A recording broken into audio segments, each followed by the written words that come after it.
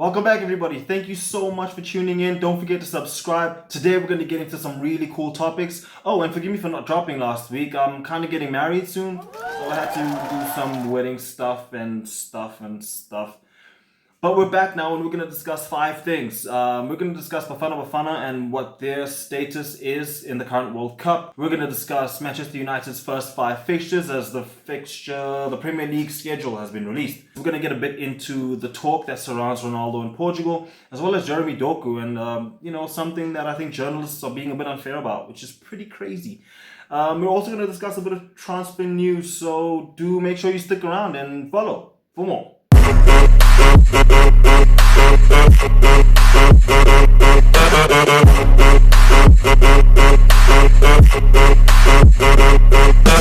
Alright guys, so Manchester United, where are things right now? It's looking good. Not in the transfer news though. We seem to take so long when it comes to securing players, which is pretty lame if they don't have a release clause. But the fixtures are out and I'll tell you, it seems really good. I'm really excited. I think we're in a good place. I think the fan base is in a pretty good place. There's no better way than Michael Carrick with these kinds of fixtures to not feel confident about going into it. So the first fixture is Hull City. We play Hull City away. Our first game of the season is away. That's fine. Hull City are newly promoted to the Premier League, and we'll be looking to sort of start off the campaign on a really good foot if we can garner a result against the Tigers, the Tigers, whatever you want to call them.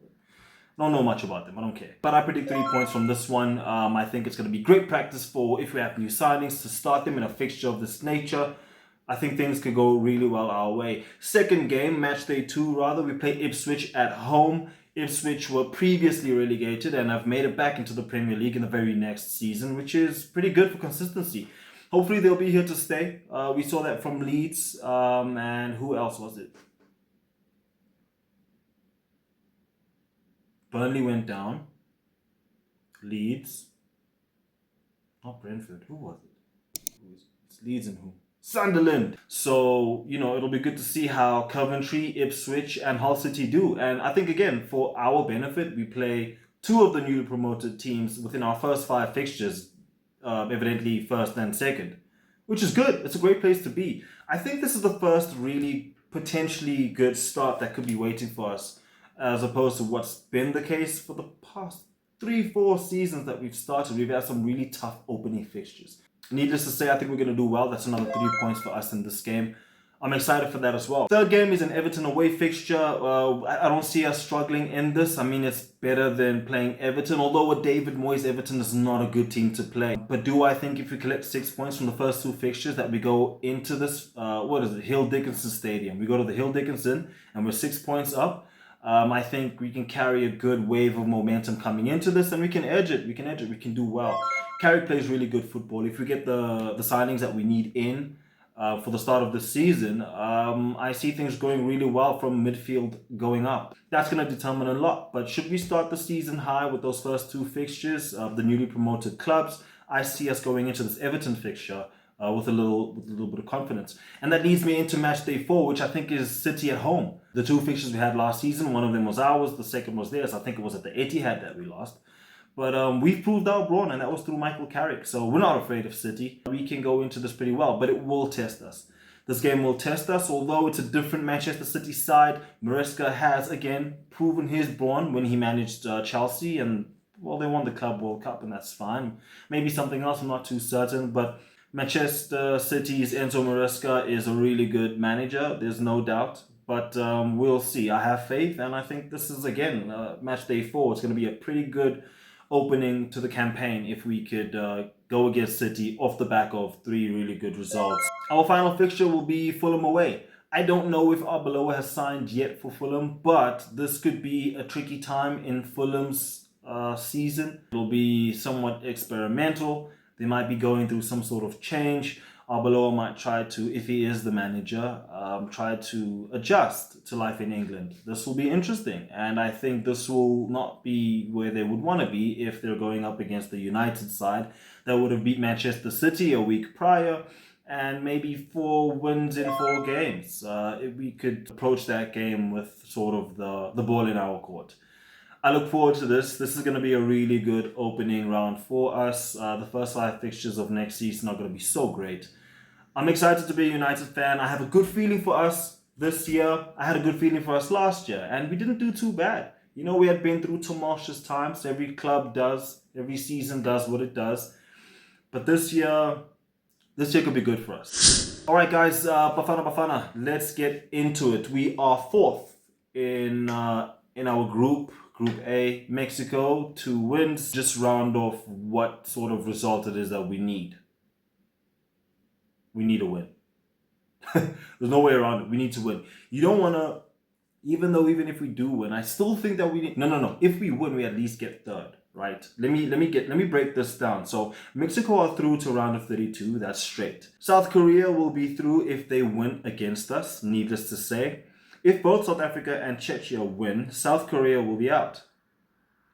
If South Africa loses, they're out. That's guaranteed. If South Africa draw against South Korea, but Czechia draws or wins against Mexico, they will be out. So I think the ideal result here is that we win, firstly.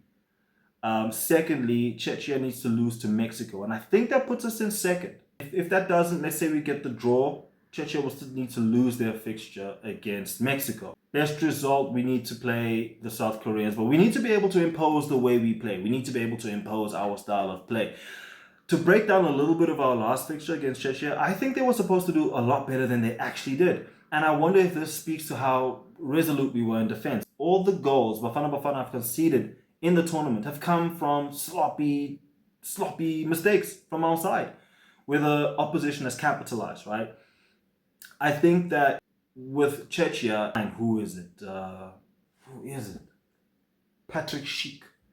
Patrick Schick, I expected to sort of do to us what Raul Jimenez was on the verge of doing. I mean, he got 1 goal in that Mexico game, but we've got a good defense. We've got a defense that's not that bad, you know. We played the offside trap against the throw-in, which was the weirdest thing ever. We're at a stage in international football where decisions and plays like that get punished. Okay, you don't play an offside against the throw-in. That was weird because the winger got the ball, gave it in, and I think that's where the finish came. We need to not switch off when it comes to South Korea. The second half of that game, or the last 20, 30, maybe last 35, 40 minutes in that Czechia game, we saw a different kind of South Africa that we haven't seen in this World Cup, okay? And it's do or die, okay? We need to be able to maintain, but we need to be able to initiate that, okay? If we can impose our style of play against the Southern Koreans, who are going to be running their hearts out, I think from my perspective, I think we tend to lose a little bit of legs when it comes to 75, 80 minutes. We get a bit tired. I think Doku is suspended as well. This leaves us with an opportunity to fill that midfield with, there's no other way to put it, but for Rele to finally get the start. Let's initiate a gameplay where we are on top of things and not only reactive. I think this is what we need. And this is what we can do. This is what we need to be able to bring to the South Koreans. If that's what we can do and we finish that game with the win, then our fate could look a little bit better. And should we get past that game, I think we would have had enough to have woken us up. And I think we'll shift into gear. To touch a little bit into some of the transfers surrounding Manchester United, it seems as if we're on the brink of losing the Fernandes transfer to Tottenham. And Tottenham seemingly mean business. They've signed, I think it's Lukovic, Tottenham centre-back, who was on loan. That deal happened really quickly. I think they're in for Van Hecker. That happened really quickly. It's looking pretty dangerous. They seem to be serious. Now, I don't know if this is the case where, let's say, I think clubs have ways of working around trying to get the sale done. Perhaps West Ham is in conversation with Tottenham and they say, hey, put in an offer for this player. We've got someone who wants to buy them, but they're buying time. Perhaps if Tottenham show interest, that forces United to compete in the sale, but then we don't want to play with fire, right? And then we lose the sale to the likes of Tottenham. That will be pretty lame, and I don't know if Fernandes would want something like that, but it's heading in that direction. Tonali as well. Tottenham have been in talks with Tonali, and it seems as if, Tonali wants to move.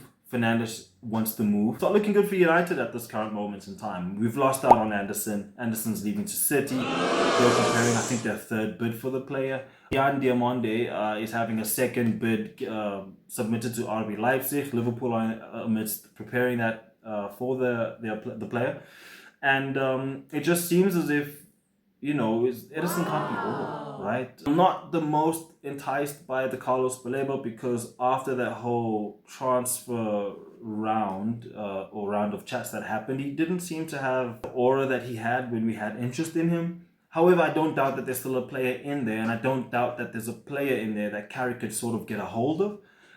Needless to say, fine, man, let's go for him. But, let's go for him, Let's not, beat around the bush, or I don't know what this tactic is about, taking so much time around securing transfers. Why can't we get it done as soon as the transfer window opens? I don't see why that can't be the case. Something that I don't know whether it's true or not, but Barcelona are looking for a striker, right? I don't think it's necessarily a striker's market. But there's chats about, or conversation rather, that could Sesko will be up for sale, which is obviously a weird thing. That's not going to be, that surely is fake news, right? But let's just pretend that Barcelona come in for Sesko. Is he a player that we're willing to sell? And let me know in the comments if you feel like at this moment Sesko is someone who could leave the club as soon as he started for us. I mean, sure, he's got 10 goals for his first season at the helm. But I think there's still so much you could offer the club. And I wonder, if anybody who's watching feels like there's a price you could go for, let me know what you think that price is, and perhaps you could use that to garner someone else. Although I'm pretty set on having Sesko, and that's just my opinion. But we'll see. I doubt that there's any life into that sort of transfer news. I'm obviously in love with the deal of Alex Scott. I think he's a great player. I think the engine, I think the attacking, I think the box-to-box qualities that he has, we could definitely do with at the club. And I don't see this transfer costing us more than 50, 60 mil. And I think that should be fine. Alex Scott, I think he's at a great age. I think he's early 20s. He's still got a great career ahead of him. And I think he could add a lot of value to our midfield. So if the Alex Scott thing is still real, please let it be a thing. Please let it be a thing. The latest update regarding Edison is that we are close to officially signing the player. I know that a deal was agreed, but I think he's conducting his medical in the US. I could be mistaken, but I know that deals are guaranteed somewhat and in the latter stages. It won't be long before we see him in a United jersey, or at least on his side saying something or giving us an update on his socials. Big chats coming out of the Ronaldo camp. A lot of crazy frenzy in the social media. It's actually insane. Look, I guess every club, every international side has their talismanic players, and I think to what extent that these guys go through, whether they win or lose, it being up to them, I think it still begs the question and begs the debate, the raging debate, whether or not Ronaldo should start for Portugal. I've reached out to my peers. I'm asking you right now, leave a comment. Let me know what you think and how you feel. Should Ronaldo start for Portugal? This is a wild one. One might suggest that at his age, I mean, you're certainly not the person you were 4 or 5 years ago. The Ronaldo now is most certainly not better than João Pedro. I'm not even trying to be funny, but we need to acknowledge who this gentleman is now, who this person is in their career. Could you rather give me an efficient and effective last 10 minutes of a game when the defenders are tired and on the back foot, and with the wisdom you've acquired in your professional playing experience, bring that to the fore in the last 10 minutes when you're needed as a super sub? Could you be a 60-minute player? This is a big topic, and I think that it's important to address. Obviously, it's not okay, the level of abuse that people involved are going through when it comes to social media and comments, and everybody that's involved, the comments that involve João Neves and his family, people's families. It's not nice to see what we're seeing. Let's keep it sane, let's keep it respectful and respectable. But I'd really like to know, and please leave a comment on how you feel Ronaldo should do. Look, it was only the first game played. Let's see how it goes against Uzbekistan, but I think it's best if the player starts off the bench. I believe that Portugal have a really good chance at winning this World Cup, but that's going to be if Ronaldo plays auxiliary and plays more as a support, and if it's not that someone or people are here on your reputation, because that will be completely wild. To close off with Jeremy Doku, it's a bit crazy, but it's said that his wife is giving birth in July, first week of July, and that would be around quarterfinals, if I'm not mistaken. And it's said that Jeremy Doku would leave the camp to go be with his wife while she gives birth, which I think is the most honorable thing. And I mean, that's what life, I think if you're a normal person, that's what life is about. Like, it's about family. You know, when you're going through it at work, who do you come home to? Who keeps your head up? You know, who do you cry to? Who's there for you on your weekdays? It's your family. So, the fact that I don't know if it's like people trying to put, how can I say this? Like, you're trying to attach certain things with this brand that is World Cup 2026 to add to the oohs and the ahs and to make it like dramatic. I don't know if that's the effect that's elicited by certain journalists who have raised or made an issue about it, but that is so wild to me to think that it would be such a hoo-ha for someone like Jeremy Doku to commit to his family. And respectfully, I'm pretty certain that while the Belgium side, if they're at that part of the tournament, would be against Jeremy to give him that sort of grace, I think it's more a human thing to accept that kind of thing and be like, yo, Jeremy, it's cool, go be with your family. When things go well, I don't know, a couple days, and then he's back. That should be fine. It's pretty insane that we're hearing about people or media and fans and audiences being split 50-50 when it comes to something like this. Are our stars and celebrities so far-fetched that we feel like we could easily just like judge or put them in a box, or that they don't have feelings, or that they don't have lives, and that all that Jeremy Doku is a Belgium winger? That will be so harsh. He's a man. His wife needs him when he's not there, and I think that shouldn't even be up for debate. It shouldn't even have been a thing. But I'd have to weigh in on my side, and from my perspective in this community that I'm a part of, that we're building, we always make space for the fact that we're human first. It's moments like these where Thierry Henry, for example, opens up about mental wellness and how important it is to be there for family.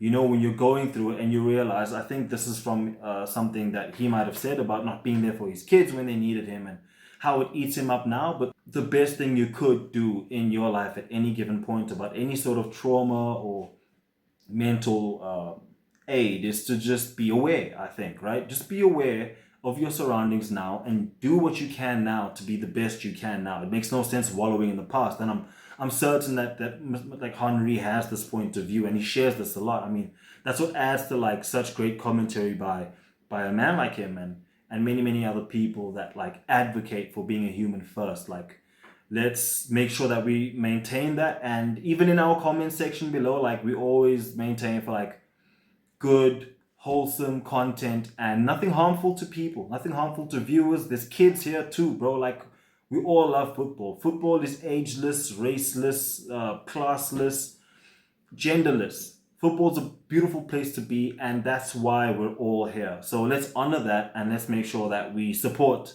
people who need that kind of help and who own up to being human, okay? That's what football's about. Thank you so much for tuning in. Please make sure you subscribe, and there'll be more coming your way. Take care, guys.